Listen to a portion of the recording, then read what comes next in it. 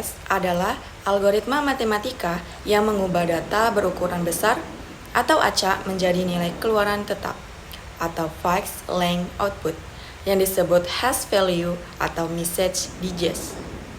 Hash tidak bisa dibalik ke bentuk data aslinya, sehingga bersifat one-way function. Fungsi hash sangat penting dalam keamanan data karena membantu mendeteksi perubahan sekecil apapun pada informasi yang dikirim atau disimpan. Cara kerja. Yang pertama, data input. Misal teks, file, atau pesan dimasukkan ke fungsi hash. Yang kedua, fungsi hash menghasilkan nilai unik atau hash value. Yang ketiga, jika input diubah sedikit saja, hasil hash akan berubah secara signifikan. Efek avalanche.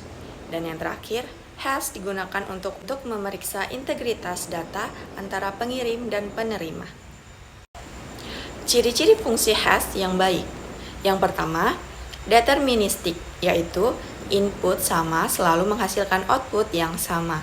Yang kedua, cepat dihitung, yaitu efisien untuk data besar.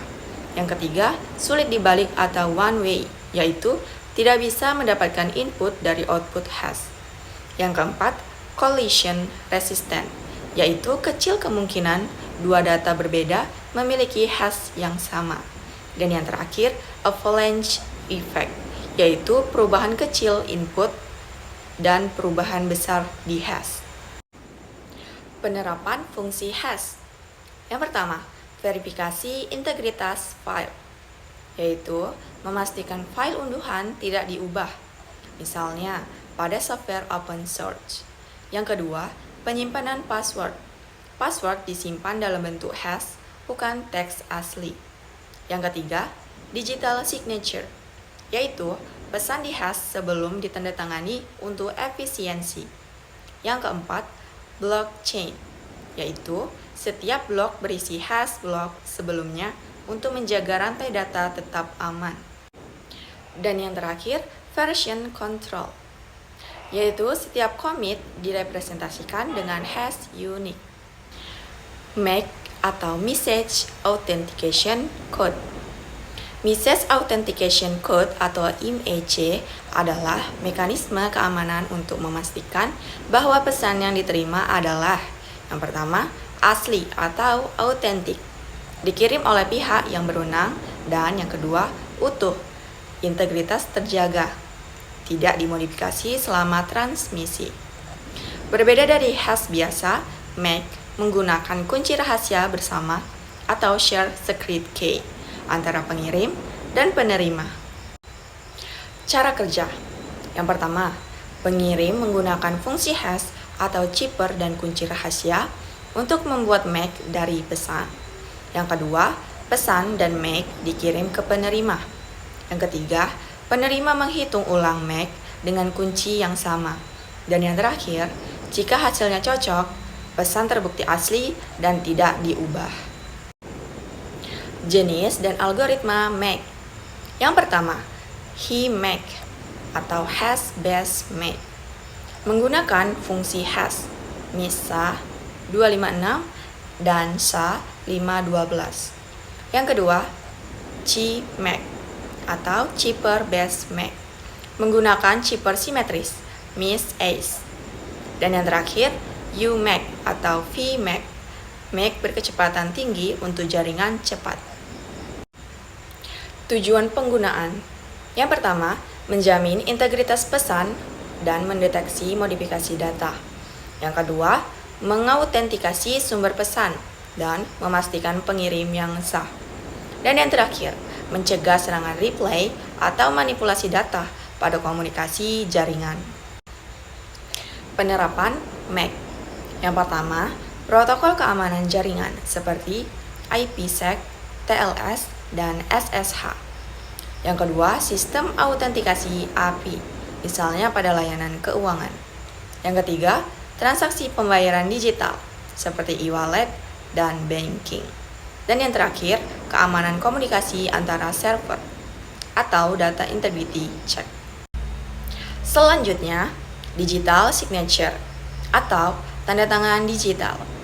Digital signature adalah metode untuk menjamin integritas, autentikasi, dan non-repudiation dengan menggunakan kriptografi kunci publik atau public key cryptography.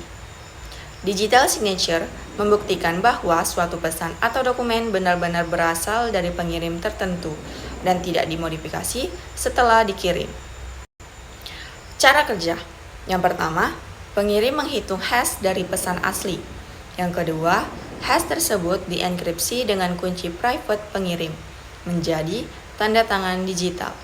Yang ketiga, pesan dan tanda tangan dikirim ke penerima.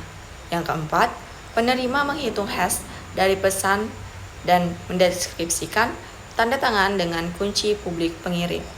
Dan yang terakhir, jika hasilnya sama, pesan valid dan tidak dapat diubah.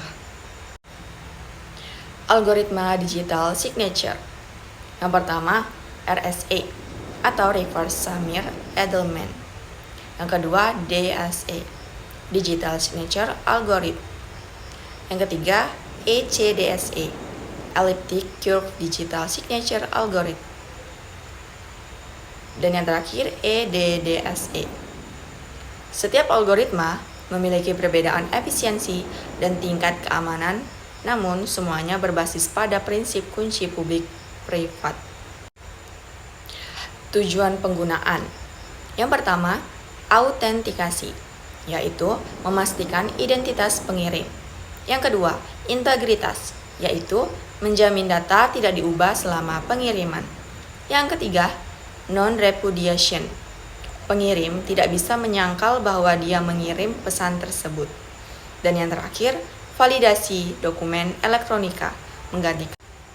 Dan yang terakhir, validasi dokumen elektronika, yaitu menggantikan tanda tangan biasa di dunia digital. Penerapan digital signature. Yang pertama, sertifikat digital seperti SSL atau TLS, yaitu menjamin keamanan koneksi HTTPS. Yang kedua, penandatanganan dokumen elektronik, yaitu kontak, surat, keputusan, faktur digital. Yang ketiga, email aman seperti PGP-S atau MIME, yaitu menjamin keaslian dan integritas pesan. Yang keempat, blockchain dan cryptocurrency, yaitu transaksi Bitcoin diverifikasi dengan XDCE. Yang terakhir, e-government, yaitu tanda tangan digital digunakan pada eKTP, eSPT, dan sistem administrasi publik.